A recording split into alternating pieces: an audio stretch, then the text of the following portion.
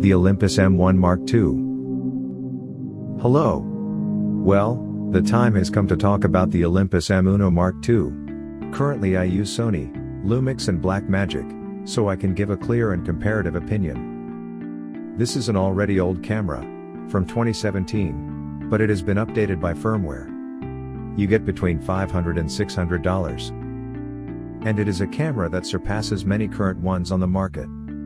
This is a camera that gets updates every 3 to 6 months since it was released.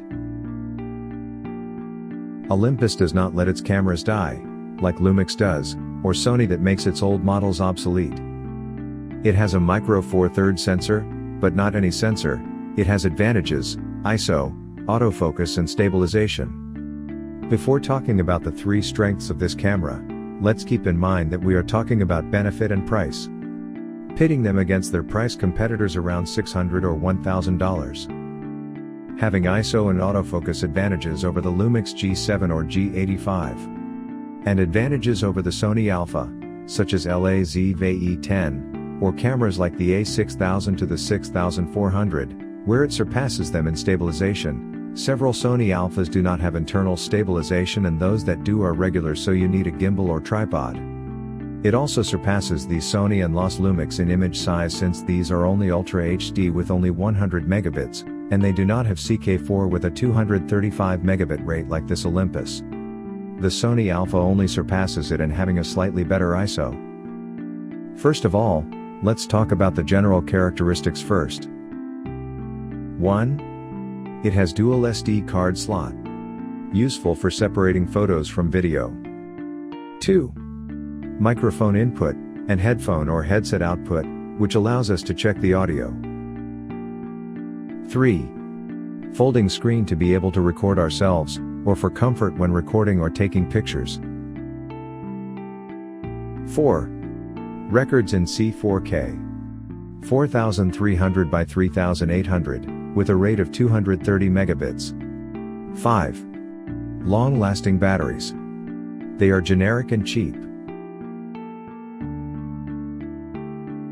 6. It has a 5-axis mechanical stabilizer superior to those of Sony, or those of Lumix.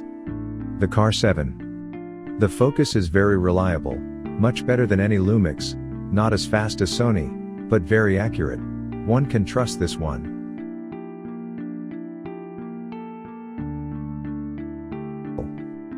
Let's keep in mind that 2 cameras have already come out ahead of this Olympus, and they surpass this old M1 Mark II in everything. Even so, this camera is a beast of work for price and image quality. Now let's deal with the 3 strongest points of this camera. The autofocus, the internal stabilizer, the ISO and lens management. Many cameramen and filmmakers like me say that professionals only use manual focus, yes, but many times when making guerrilla cinema, combat cinema, run and gun or covering an event or reporting, we need a reliable autofocus. I have to say that the Olympus autofocus is far superior to that of the Lumix. I have been a Lumix user for many years, and the autofocus is very bad. They improved it a bit with the last GH6 and SA5. But it is not reliable. Now let's look at these tests. It is not as fast as the Sony, but it is acceptable.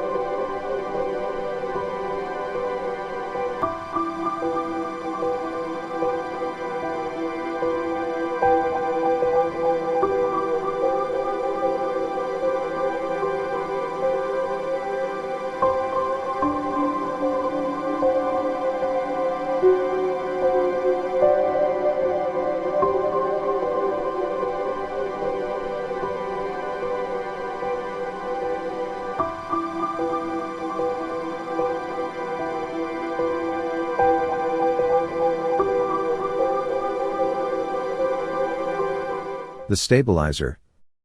This camera has a pretty good stabilizer, you don't need to connect to the lens to do dual stabilization. This thanks to its 5-axis mechanical stabilization.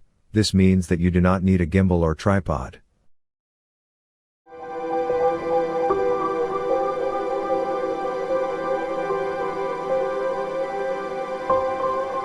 ISO or lens management. The ISO is better than that of the Lumix, supporting more than double what a Lumix supports in ISOs.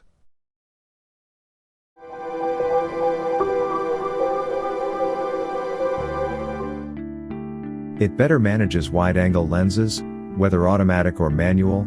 These lenses in Lumix give a gelatin that damages the image and forces you to turn off the stabilizer or put up a tripod.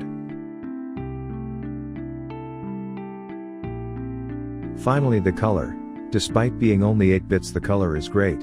It has its flat Cinelog 400 profile.